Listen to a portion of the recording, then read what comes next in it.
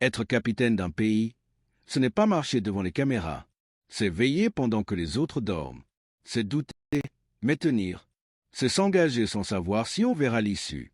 Et surtout, c'est faire face à l'orage sans jamais lâcher la barre. Le Burkina Faso, en cette fin d'année 2023, n'est plus tout à fait le même. Certes, les défis restent immenses. Insécurité, pauvreté, pression internationale, guerre informationnelle. Mais le peuple n'est plus passif. Il s'organise, il défend ses terres, il construit, petit à petit, une dignité retrouvée. Ibrahim Traoré, lui, refuse de s'accrocher au pouvoir comme un roi. Il parle souvent de mission. Et il le dit clairement. Le jour où je ne serai plus utile au peuple, je partirai.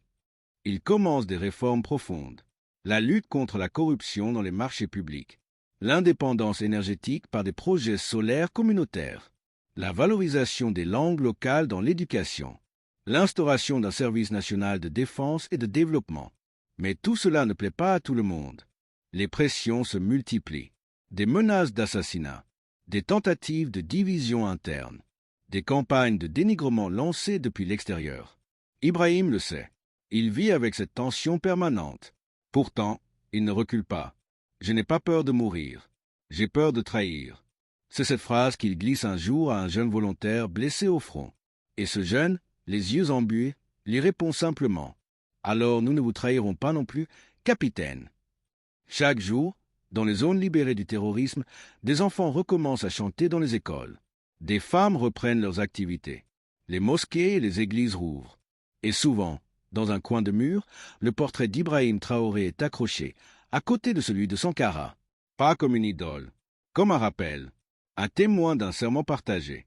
Mais l'homme, lui, reste simple. Il continue à porter son treillis. Il visite les régions en toute discrétion.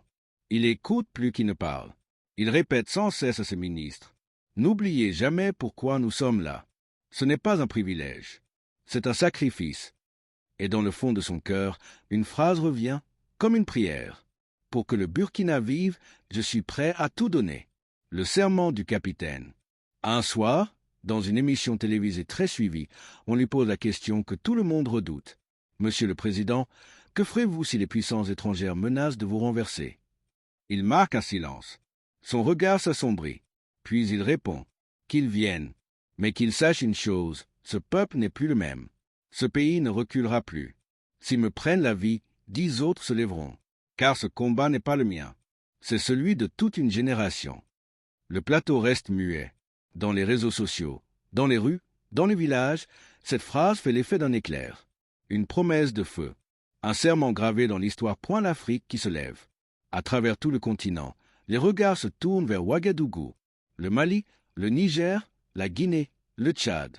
Une Afrique nouvelle s'éveille, plus souveraine, plus audacieuse, plus consciente. Les peuples se parlent, s'écoutent, s'organisent. Les anciennes puissances, déstabilisées, peinent à comprendre ce revirement. Mais l'Afrique n'est plus un marché. Elle est une voie, une vision, un monde.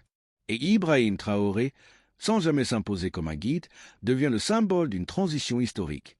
Non pas parce qu'il est parfait, mais parce qu'il a osé là où d'autres ont flanché, parce qu'il a fait front là où d'autres ont fui, parce qu'il a tenu parole. Le capitaine du peuple. Un jour, dans un discours devant des écoliers, il conclut ainsi « Si je tombe demain, je ne veux pas qu'on me pleure. Je veux qu'on se souvienne pourquoi j'ai tenu. Pour le pays, pour nos enfants, pour l'Afrique libre. » C'est cela, Ibrahim Traoré. Pas un politicien, pas un homme providentiel. Un capitaine, un homme debout, un fils du peuple